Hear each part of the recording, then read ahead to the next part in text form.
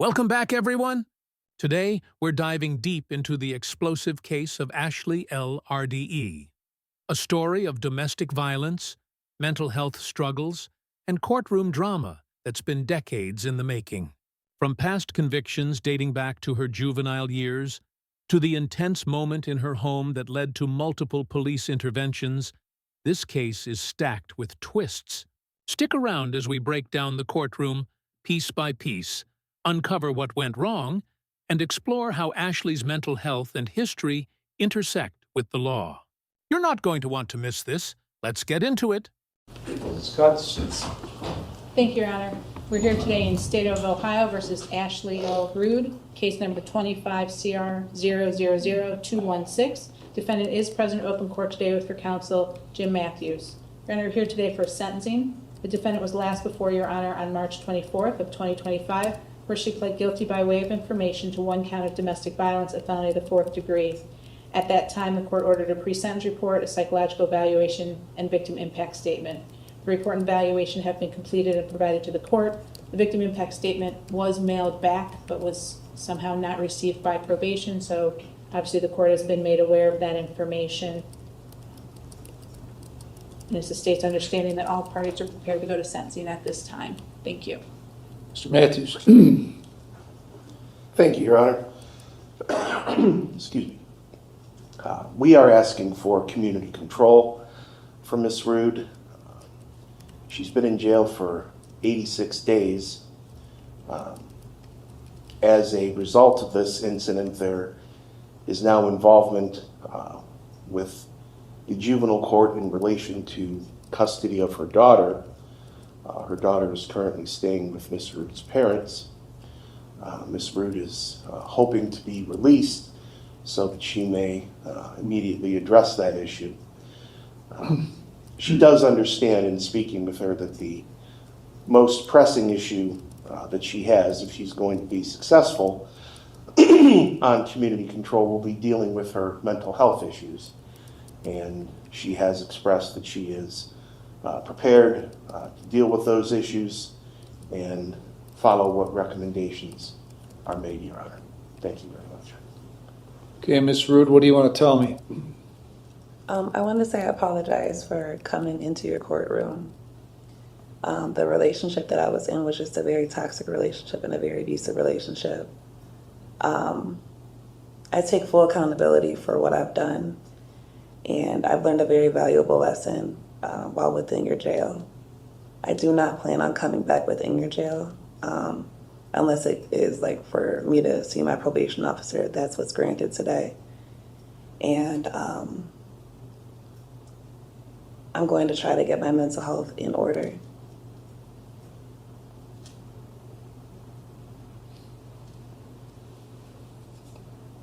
What is the extent of your mental health issues? I don't understand.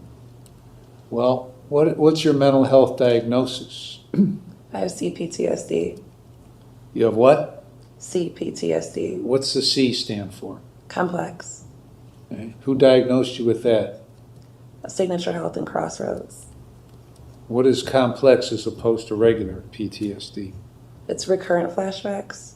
Okay. What other issues do you? What other diagnoses do you have? I have ADHD. And Anything else? Yeah, intermediate explosive disorder. And I think that she said battered woman syndrome. Okay. What treatment have you been undergoing prior to this arrest for those issues? I go to Signature Health, and I was in EMDR therapy. What happens at Signature Health? I talked to my therapist. Who's the therapist? Leno Vanbrook Which facility is that at? in Willoughby, How often did you see this therapist? once a week. Okay. And were you on medication? I was supposed to start taking one. I'm only on ADHD medication right now. Why not the other medication? Why not medication for other conditions? In the past, I've had adverse reactions to meds, and I was afraid to take one. I've been medicated since I was a kid. How long have you been going to Signature Health? Since I was a kid. since I think I was, Constantly, on a regular basis? yes. So, like, by regular, what do you mean? How often had you been going? I go once a week to see my therapist. How long you been going once a week? For the last 9 months. Okay, what about before that? A little after I had my daughter. My daughter was 3, and then stopped going when my daughter turned 4, and went again when my daughter turned 5. Okay, you said you've been going regular since you were a kid. Yes. Okay, so tell me about between when your daughter was born and when you were a kid. How often were you going? When I was a kid, I was going to Crossroads, and then they transferred me over to Signature Health. My parents would take me. My old therapist was Dr. Mickey. How come any of this hasn't resolved your problems or helped your problems? I'm still kind of trying to understand PTSD. So, Well, you've indicated that you don't take the medication because you didn't like the medication because of the way it made you feel, right? I've been cleared from having to take medication. Cleared by who? My psychiatrist, Jenna Crockett. So why are you seeing a psychiatrist if you don't get prescribed medication? I do get prescribed medication. I take Vyvanse. I haven't been prescribed medication for PTSD. Why are you still trying to contact Joyner? He lives at my house though. He has things at my house. Okay, so that's why you were trying to get in touch with him or his family members as recently as Friday night? We're here in court, so I was trying to see if he was going to be here in court. I talked to him also on the 21st in jail. Okay. He said that he spoke to the prosecutor, and he said he asked the prosecutor to drop all the charges. He told me to plead guilty to domestic violence, and that would be the only way that I get out of jail. This is a jaw-dropping moment. Ashley claims her plea was influenced by her ex-boyfriend, who allegedly guided her to plead guilty to domestic violence. This raises huge questions about coercion and informed legal decisions. The court must balance her autonomy with the pressure she may have felt.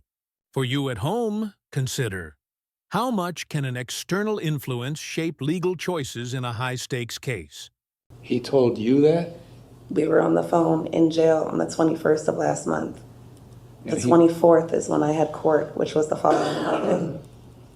So he told you to plead guilty to domestic violence, and that's why you pleaded guilty to it? He said that the only way that everything will be resolved is if I was to plead guilty to domestic violence. He said that he wanted to press charges originally, but he told the prosecutor that he no longer wanted to press charges. He explained to me that the state picked it up and that he was sorry that I was pending all of these cases or these charges. We agreed to go our separate ways. We still have been slightly in communication, but we haven't been seeing each I other. assume there's a no contact order, right? Unfortunately, yes. Okay. I don't plan on talking to him from here on out because now there's a Child Protective Services case open. And So what happened back in February with this incident? I don't understand. What happened in February, this is December 31? December 31. What happened December 31 of last year? We both were drinking. It was New Year's Eve, and things got really out of hand. How? We got into a serious argument. He was threatening to expose my medication bottles. I'm a licensed manicurist. Expose your medication bottles. What do you mean? I have, and he thought that I was cheating. Okay. And he was threatening to expose my medicine bottles on Facebook. Okay. And So you get in this argument, and what happens? he said that he's been waiting to set me up for quite some time because he was arrested for burglary. All right. So then when the police arrived and you knew they were there, why were you blocking the door, keeping them from getting in? If he was threatening you? I wasn't blocking the door. You were blocking the door. I've read that portion of the police report where You were blocking the door. They kept telling you move. You refused to move. And then when you finally moved is when they got in. So why were you blocking the door? I couldn't move. He had me by my hair. We were in my living room. Okay. All right. Why then when they went in there, why were you completely out of control and they had to carry you out? They had to call two other departments to carry you out of the door to put you in the car. And you were kicking and screaming the entire way. Why were you doing that? I have some trauma in my background from sexual assault, and You've got a lot of problems that you haven't dealt with. Despite what you're telling me, okay, you haven't dealt with them. You may or may not go to Signature Health, okay, but whatever you're doing there and whatever you have done there hasn't worked one bit.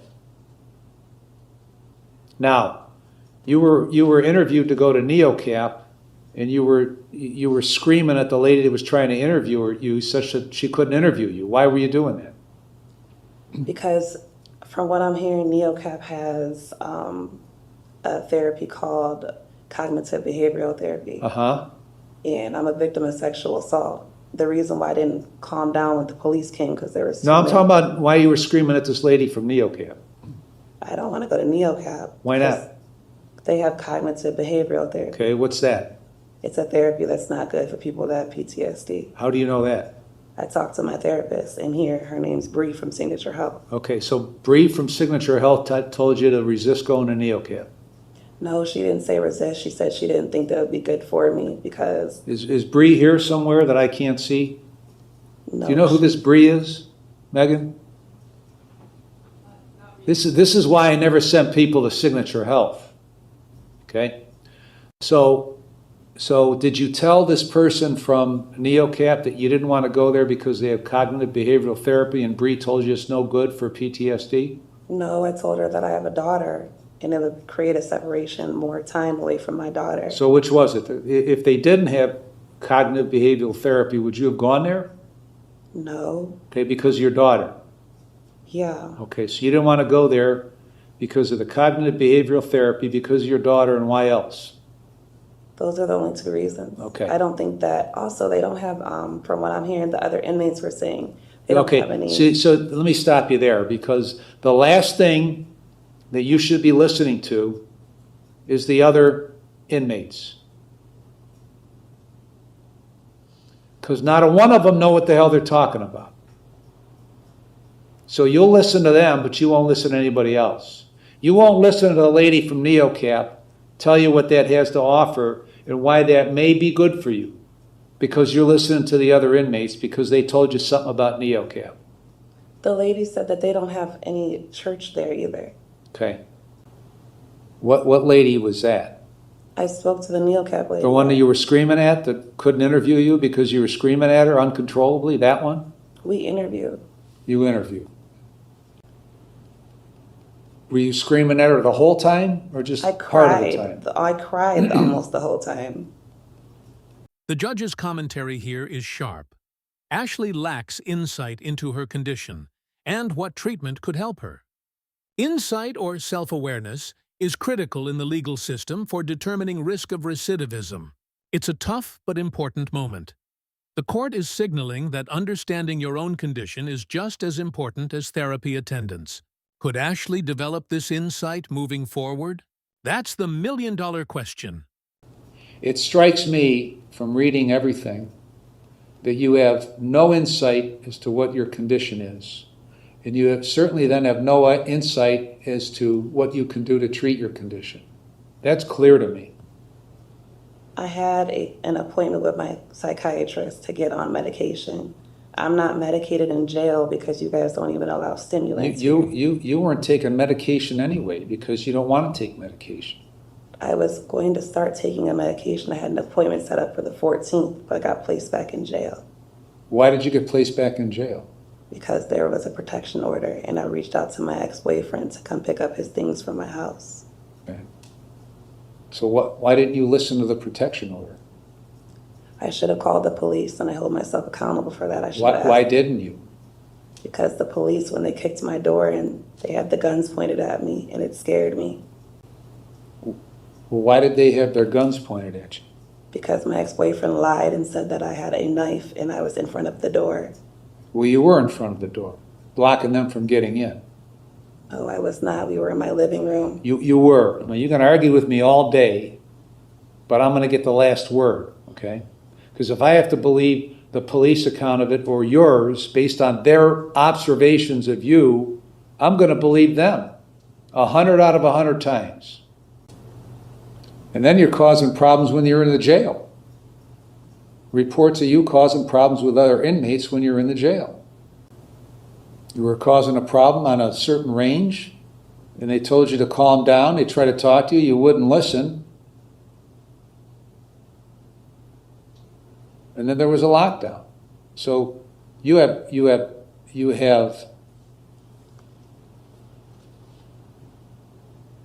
no insight into your condition, the severity of your condition. You certainly don't know what to do to make it better.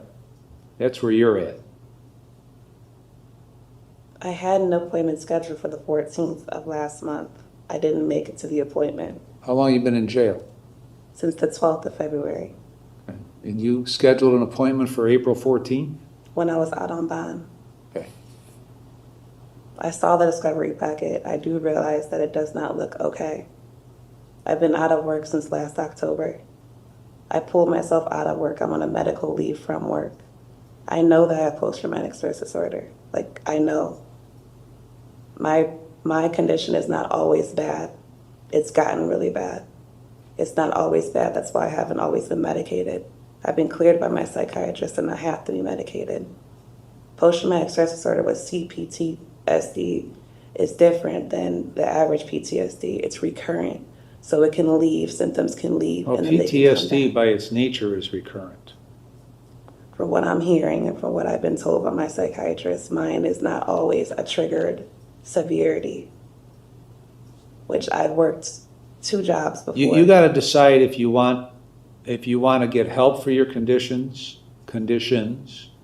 or you don't want to get help, and you can try to figure out how to deal with your conditions by yourself, which has been wholly unsuccessful. You can decide how you want to do it. I have a new therapist and I like her. She's been helping me a lot. And I have tried to help myself. I pulled myself out of work and I have been consistently, when I was not in jail, I was consistently going to my therapist and I was consistently going to my psychiatrist. So it's not, I haven't been unsuccessful when it comes to that. The same people that told you not to go to NeoCap because they have cognitive behavioral therapy.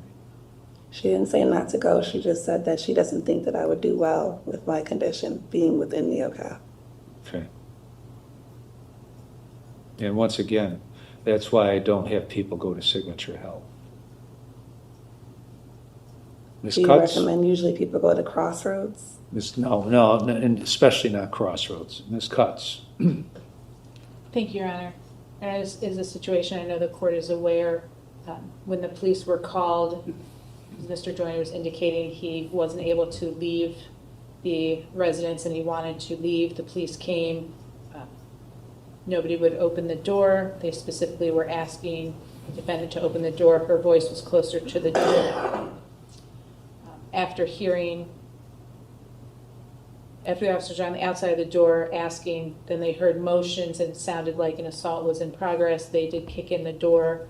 When they entered the residence, they saw the defendant striking Mr. Joyner in the living room. At that point, 2 were separated. Mr. Joyner was found to have a bump on his head. He did have some physical harm. They had been in a relationship for an extended period of time.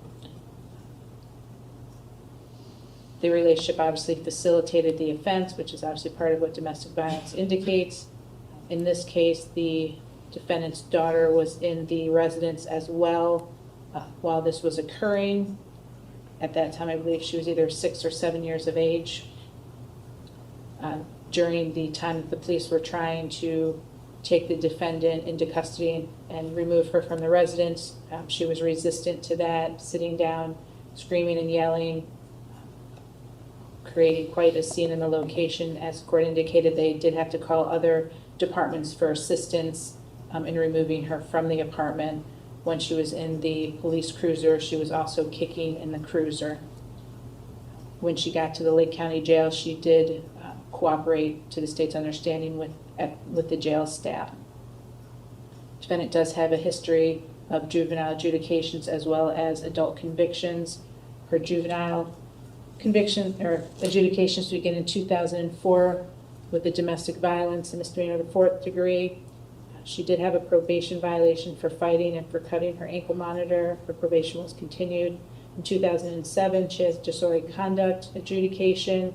It began as an F4 assault but was reduced to the disorderly conduct. 2008, an adjudication for disorderly conduct. 2009, she had first a single assault case and then a second case with 2 counts of assault. She had a probation violation in that case. In 2010, as a juvenile, she had adjudication for domestic violence found in the 4th degree and then a separate case of 2 counts of assault misdemeanors. There was another case that was just dismissed as assault of nature. As an adult, she began her... Ashley's criminal record is extensive, spanning juvenile adjudications and adult convictions. For context, the court sees patterns, not isolated incidents. From probation violations to disorderly conduct, these past offenses weigh heavily on sentencing decisions. This is why the state pushed for structured community control. Patterns indicate risk without intervention. Audience question: do you think her history should influence the severity of her sentence, or is rehabilitation the priority? Criminal convictions in 2011 with a misdemeanor domestic violence. She did have a probation violation in 2012. She had 2 different cases. One was assault misdemeanor. The other was attempted aggravated assault, felony 5, assault M1, and criminal trespass M4. 2016, she has disorderly conduct taunting. 2021, possession of marijuana and a separate disorderly conduct. There also appears to have been another disorderly conduct that she failed to appear for. It does not appear to be a conviction. I believe it was sent to collections. She has had other interactions with law enforcement that did not go through to court. There's an active protection order out of Cuyahoga County. The state's understanding, the defendant's parents, Candace and Robert Rude, received a protection order that began on June 3rd of 2024 and is in place until June 2nd of 2029. As far as indicated, there were concerns in the jail with not listening, with bullying and threatening, per the jail's information. Defendant did violate her bond. Her bond was revoked after she was in contact with Mr. Joyner. Very soon after she was released, she attempted to call him multiple times and then sent him text messages. He was not responding to those. The information that the state received yesterday is that as recently as Friday, the defendant was trying to contact Mr. Joyner and he said he just hung up, but she's also contacting his family and trying to add them on social media. He would like that to all stop and he just wants them to move on. He gave additional information to the court in chambers as well. Based on all of that, the state is concerned whether the defendant will follow rules of probation. She hasn't had a felony since 2012.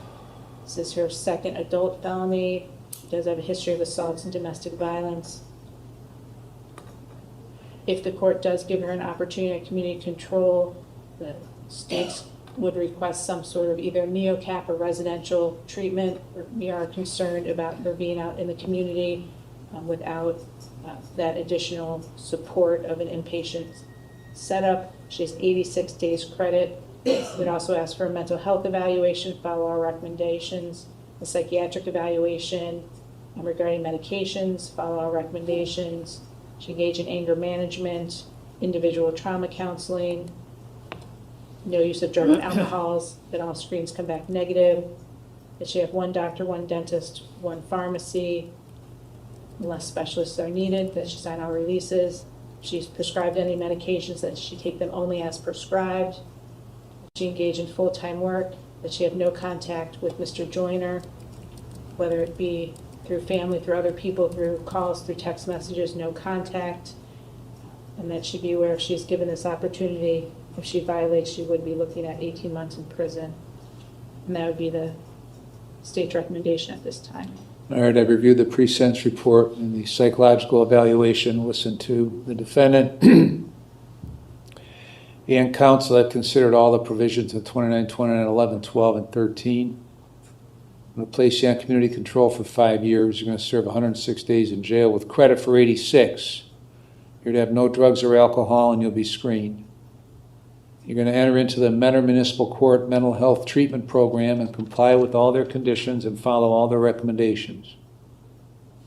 You're to go to only one medical doctor, one dentist, and one pharmacy for prescription medication. Take your medication as is prescribed. Sign releases for probation. No contact with Willis Joyner or any member of his family, and don't have anybody else make any contact with any of them. The appropriate time, obtain and maintain full employment, pay the cost and supervision fees. Ms. Wehagen, any other terms? All right. Somebody's going to come to see you in the jail by the name of Jamie Dials from the Mentor Mental Health Program. He's going to talk to you. And I suggest you don't scream and yell at him to prevent the interview from happening, that you talk to him, because they have a very specialized program working with a whole bunch of people that are in this business that can help you, but only if you want to be helped by them. Do you understand that?